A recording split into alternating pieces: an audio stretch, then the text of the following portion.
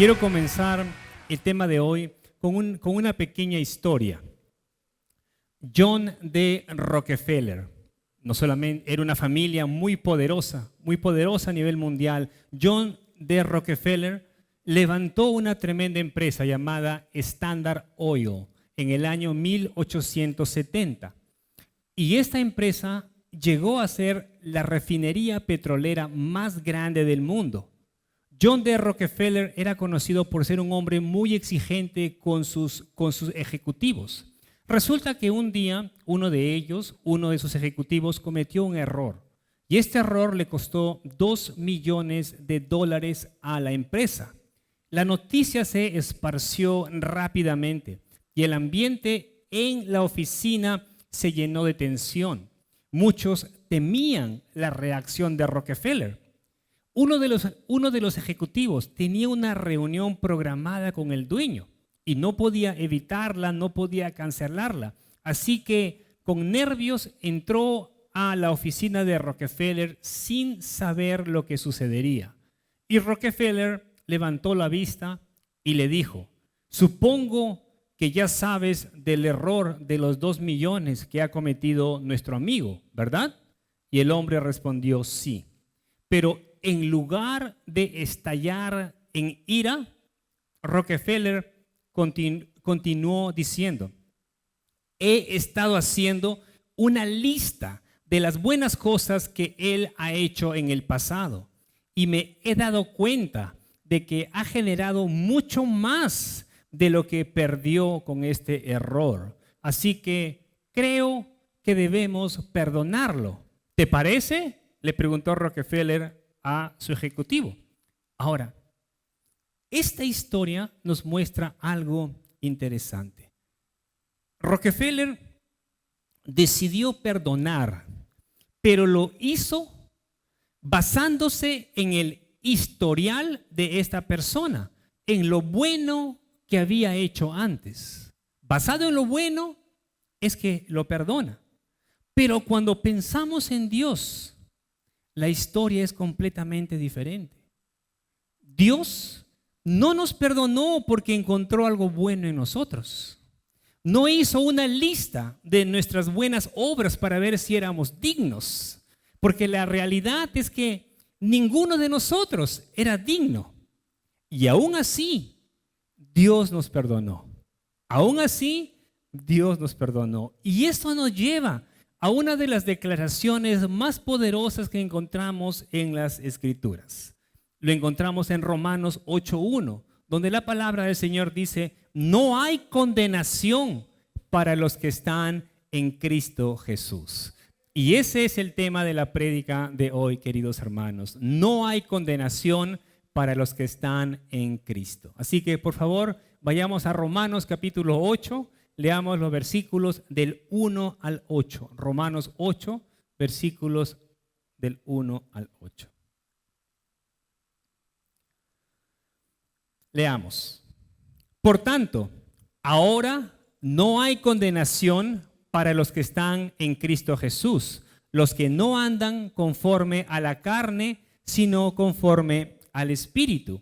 Porque la ley del Espíritu de vida en Cristo Jesús te ha liberado de la ley del pecado y de la muerte. Pues lo que la ley no pudo hacer, ya que era débil por causa de la carne, Dios lo hizo, enviando a su propio Hijo en semejanza de carne de pecado, y como ofrenda por el pecado, condenó al pecado en la carne, para que el requisito de la ley se cumpliera en nosotros, que no andamos conforme a la carne, sino conforme al Espíritu. Versículo 5. Porque los que viven conforme a la carne ponen la mente en las cosas de la carne, pero los que viven conforme al Espíritu en las cosas del Espíritu. Porque la mente puesta en la carne es muerte, pero la mente puesta en el Espíritu es vida y paz. La mente puesta en la carne, ¿qué dice? Es enemiga de Dios, porque no se sujeta a la ley de Dios, pues ni siquiera puede hacerlo. Y los que están en la carne no pueden agradar a Dios. El apóstol Pablo, en el capítulo anterior, en Romanos capítulo 7, en el último versículo, en el 24, al inicio, va a decir algo muy profundo. Él va a decir, miserable de mí, ¿quién me librará de este cuerpo de muerte? Ahora, con estas palabras, Pablo estaba reconociendo una realidad que todos nosotros experimentamos. Por más que una persona se esfuerce, por sí sola no puede vencer el pecado. Por más que se esfuerce. En otras palabras, el esfuerzo humano no es suficiente. Pero allí no termina todo. Ahora empezamos a ver el capítulo 8. Y aquí vemos un cambio radical en cuanto a las palabras que termina diciendo Pablo en el 7. Ahora va a decir algo completamente diferente. Después de ese clamor de desesperación en el capítulo anterior, ahora Pablo va a declarar una verdad gloriosa. Va a decir, no hay condenación para los que están en Cristo Jesús. Y esa frase, no hay condenación, significa que ya no hay castigo pendiente, que no hay deuda por pagar, ni juicio en contra de aquellos que están en Cristo. ¿Y a qué se refiere esa condenación? Se refiere al castigo que le corresponde al ser humano a causa del pecado, es decir, a cada uno de nosotros. La Biblia lo expresa con claridad en Romanos 6:23. Dice, la paga del pecado es muerte. La paga del pecado es muerte. Y fíjense que antes de venir a Cristo, queridos hermanos, antes de venir a Cristo, esa era nuestra condición. Ese era nuestro destino. Es decir, la condenación eterna y la muerte.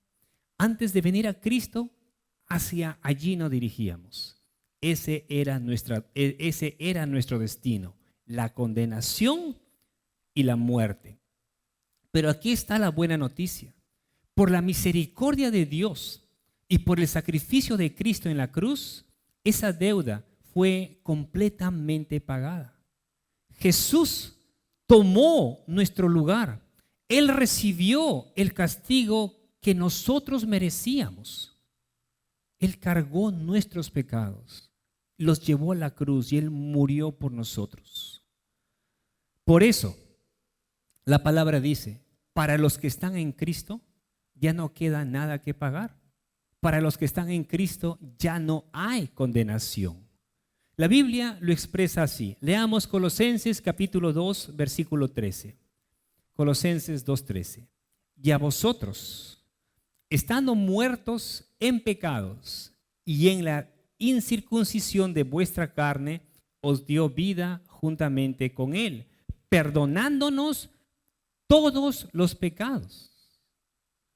Antes de venir a Cristo, estábamos muertos espiritualmente. Pero en Cristo recibimos vida. Estábamos muertos, al venir a Cristo, el Señor nos da vida. Pero no solamente eso, sino que perdona todos nuestros pecados. Nuestros pecados son perdonados. Leamos ahora Romanos 8:2. Dice, porque la ley del Espíritu de vida en Cristo me ha librado de la ley del pecado y de la muerte. Porque la ley del Espíritu de vida en Cristo me ha librado de la ley del pecado y de la muerte. Y quiero que se fijen aquí en lo siguiente. Aquí Pablo menciona dos leyes y es importante entenderlas. Por un lado, Pablo menciona la ley del Espíritu de vida. ¿Ok?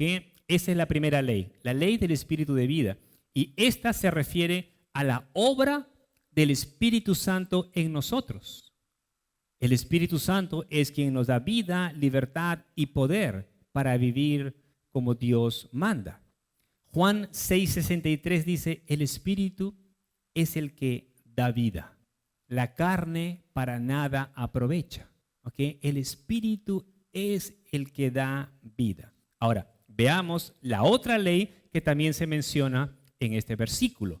Vemos la ley del pecado y de la muerte.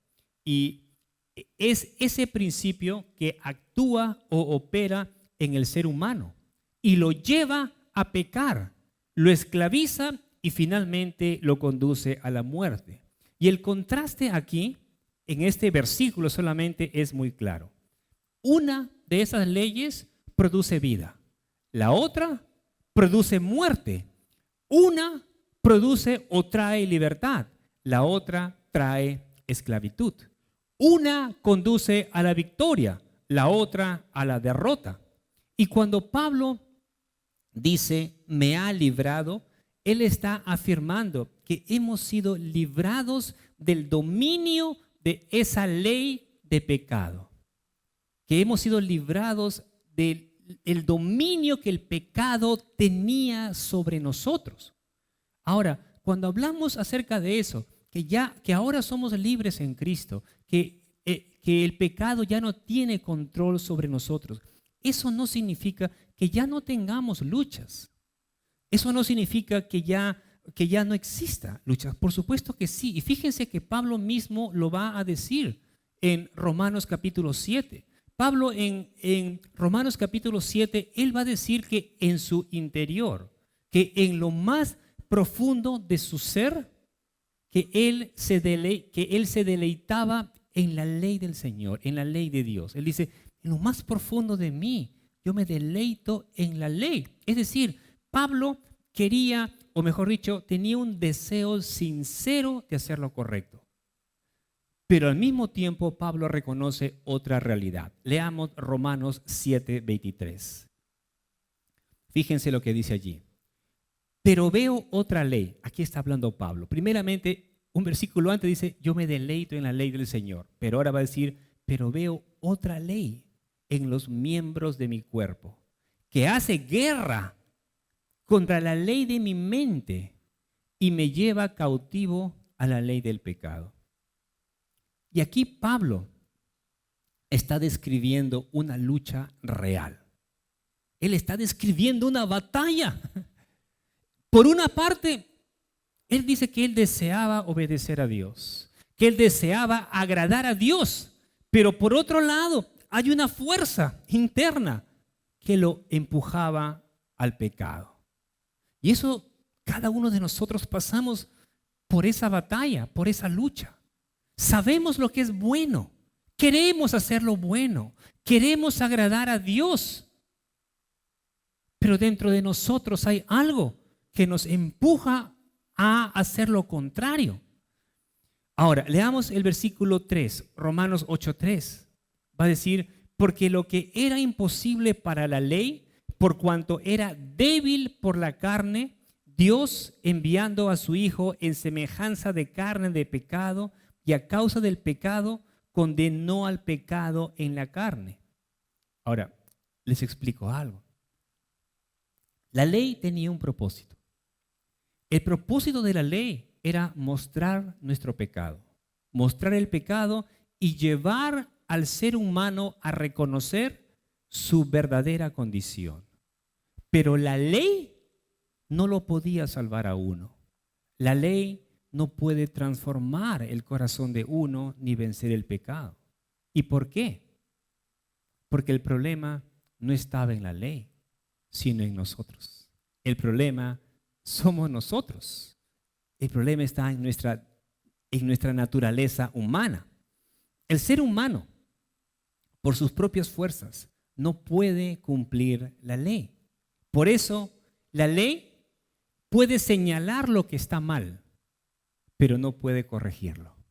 La ley nos muestra nuestro pecado. La ley nos muestra nuestra condición, pero la ley no nos puede salvar. La ley no puede corregir ese problema.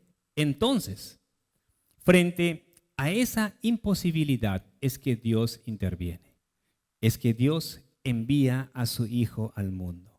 Y el Hijo eterno de Dios vino al mundo para salvarnos, para darnos vida y para reconciliarnos con Él.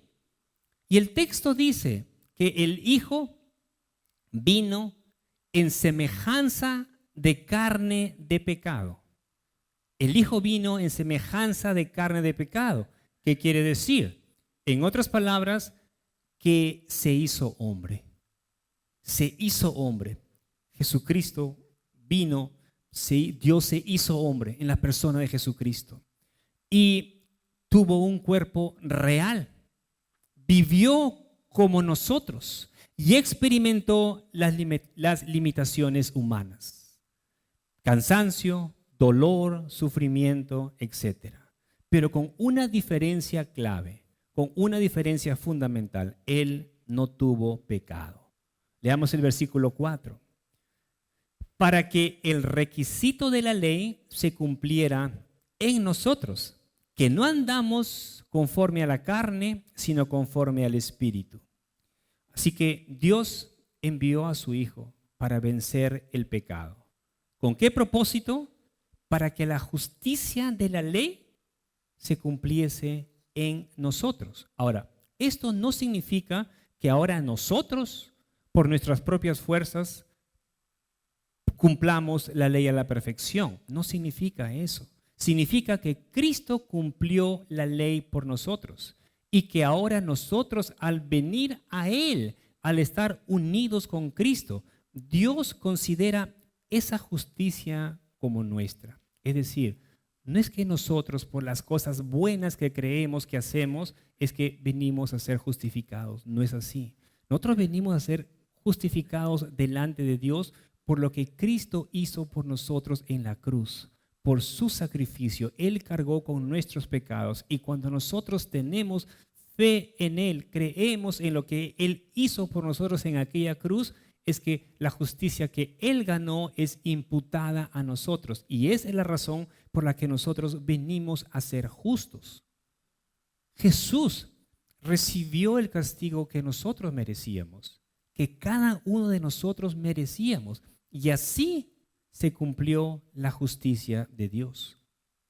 Por eso, todos los que hemos creído en Cristo, los que reconocemos que sin Cristo estábamos perdidos, somos libres de la ley del pecado y de la muerte. Y ahora, como personas libres, porque no solamente queda allí, ahora como personas libres, Dios nos llama a vivir de una manera diferente. No conforme a la carne, sino conforme al Espíritu. Si nosotros nos dejamos llevar por el Espíritu, viviremos una vida que agrada al Señor. Si nos dejamos guiar por el Espíritu que mora en nosotros, que mora en los creyentes. Si nos dejamos guiar por el Espíritu, entonces viviremos una vida que agrada a Dios. Pero si seguimos nuestros propios deseos, terminaremos viviendo conforme a la carne, es decir, una vida que no toma en cuenta a Dios.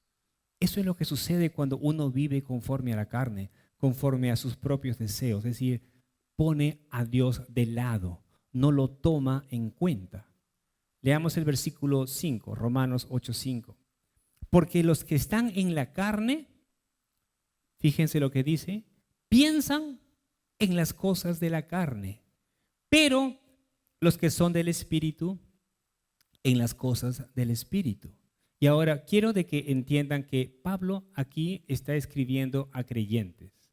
Pablo se está dirigiendo a los hermanos que están en la iglesia de Roma, así que se dirige a ellos. Y aquí Pablo nos muestra una verdad importante. La manera en que pensamos revela la manera en que vivimos. Así como tú piensas, tú actúas. Así como tú piensas, respondes. Así como tú piensas, tomas decisiones. Lo que ocupa nuestra mente termina dirigiendo nuestra vida. Lo que tú tienes acá es lo que vas a hacer. Lo que tienes en tu mente. Ahora, cuando una persona vive según la carne, sus pensamientos se centran en sí misma. Se centran en sus deseos y en el pecado. Y eso refleja en sus acciones. Es decir, lo que tú tienes en tu mente es lo que tú vas a hacer. Lo que tú piensas, eso se va a reflejar en tu manera que tú te comportas. Gálatas capítulo 5 menciona algunas obras de la carne: inmoralidad, celos, enojos, divisiones, envidias, entre otros. En cambio, cuando una persona vive guiada por el Espíritu, sus pensamientos se enfocan en Dios, se enfocan en hacer su voluntad y en lo que le agrada al Señor. Y eso también se refleja en su vida. Gálatas capítulo 5 también menciona el fruto del Espíritu, los cuales son amor, gozo, paz, paciencia, bondad, fidelidad, humildad y dominio propio. Y el contraste es claro, queridos hermanos. Vivir en la carne lo aleja a uno de Dios. Cuando uno vive en la carne, se aleja de Dios. Vivir en el Espíritu lo acerca a Él. En la carne hay desorden, frustración y vacío. En el Espíritu hay dirección, propósito y vida. Leamos el versículo 6. Porque la mente puesta en la carne, ¿qué dice? Es muerte. Porque la mente puesta en la carne es muerte, pero la mente puesta en el Espíritu es vida y paz. Y aquí Pablo resume esto de una manera clara. Hay dos maneras de vivir. Dos maneras de vivir. Y cada una trae resultados o trae consecuencias. Vivir en la carne, ¿qué dice el texto? Produce muerte. Si uno vive en la carne, ¿qué va a producir? Muerte. Vivir según el Espíritu produce vida y paz. Versículo 8, Romanos 8:7.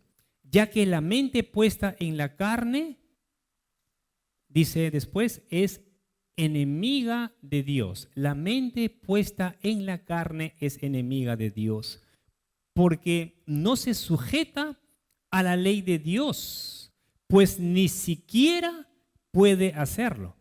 Y aquí Pablo nos muestra una verdad muy seria. La mente dominada por la carne no solamente se aleja de Dios, sino que está en enemistad con Dios. O sea, no solamente al pensar en la carne te vas a alejar de Dios, sino que vas a estar en enemistad con el Señor. ¿Y por qué?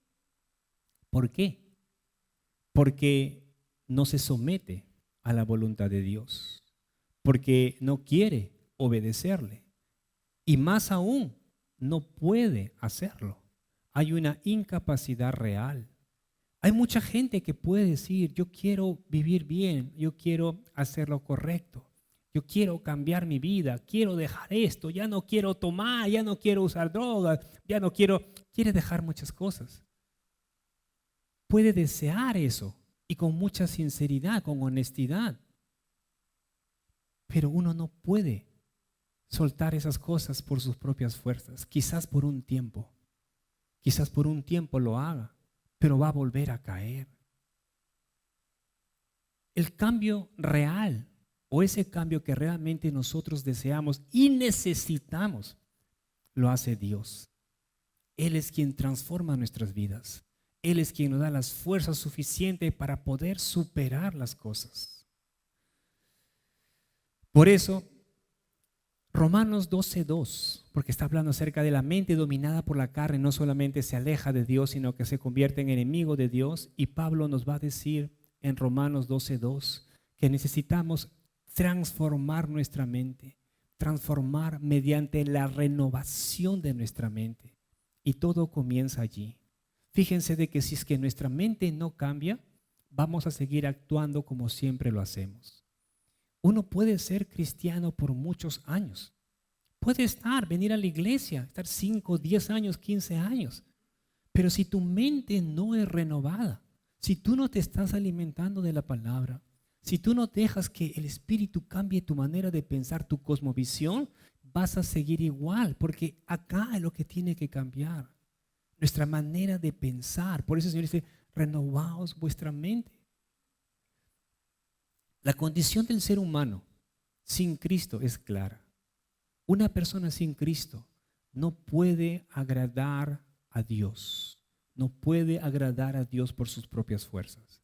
Puede intentarlo, puede esforzarse, pero no tiene la capacidad de someterse verdaderamente a Él. Y aún como creyentes, si vivimos alejados de la guía del Espíritu Santo, terminaremos actuando en esa misma incapacidad. Si nosotros no dejamos que el Espíritu Santo nos guíe, vamos a actuar como una persona, o vamos a actuar, mejor dicho, en la carne.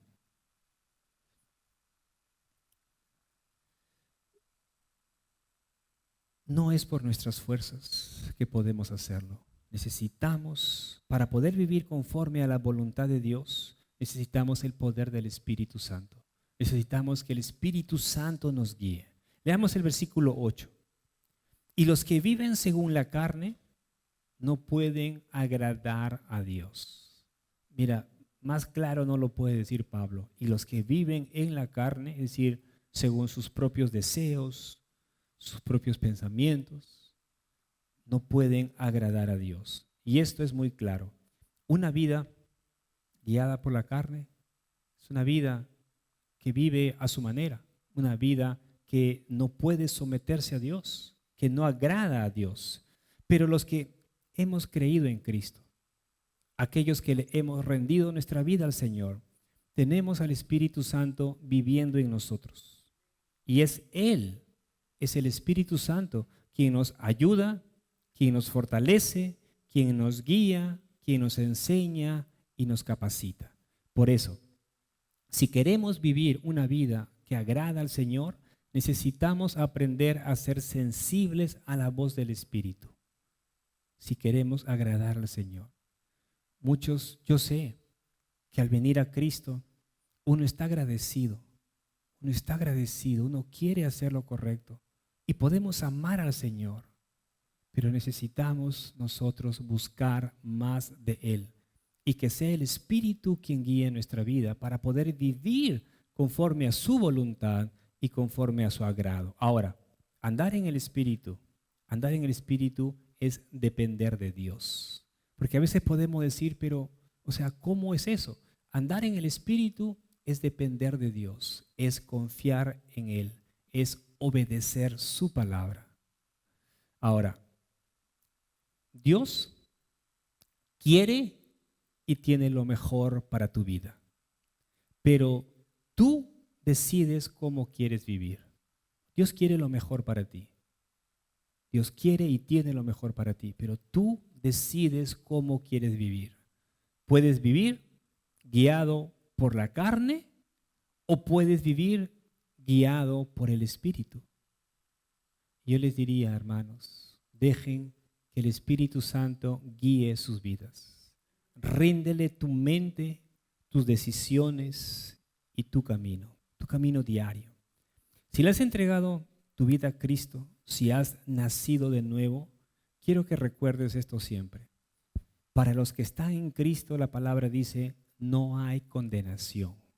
No hay condenación para los que están en Cristo Jesús. Así que ya no hay culpa que te condene, no hay deuda que pagar.